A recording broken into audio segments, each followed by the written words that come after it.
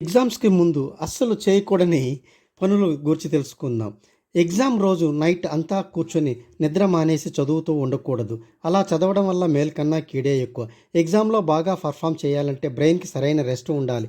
కనీసం 7-8 గంటలు నిద్ర ఉండాలి. లేదంటే ఎగ్జామ్స్‌లో సరిగ్గా ఫోకస్ చేయలేం. ఎగ్జామ్ ముందు రోజు కొత్త చాప్టర్ చదవడం వల్ల ప్రయోజనం ఉండదు. ఆల్రెడీ చదివిన దాన్నే రివిజన్ చేయండి. మీరు చదువును వేరొకరితో కంపేర్ చేసుకోకండి. ఒక్కొక్కరి ఎబిలిటీ ఒక్కొక్కలాగా ఉంటుంది. సిలబస్ మీద ఫోకస్ పెట్టి ప్రయత్నం లోపం లేకుండా చదవండి.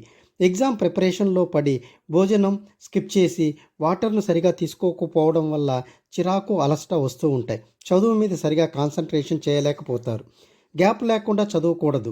మధ్య మధ్యలో చిన్న చిన్న బ్రేక్స్ తీసుకోవాలి. బ్రేక్ లేకుండా మన బ్రెయిన్ 90 నిమిషాల వరకు ఫోకస్ చేయగలదు. అందుకే ప్రతి 90 నిమిషాలకు ఒక్కొక్కసారి గ్యాప్ తీసుకోవాలి. ఈ బ్రేక్ 10-15 నిమిషాల వరకు ఉండాలి. దీనివల్ల బ్రెయిన్ రీచార్జ్ అవుతుంది. All the best for exams.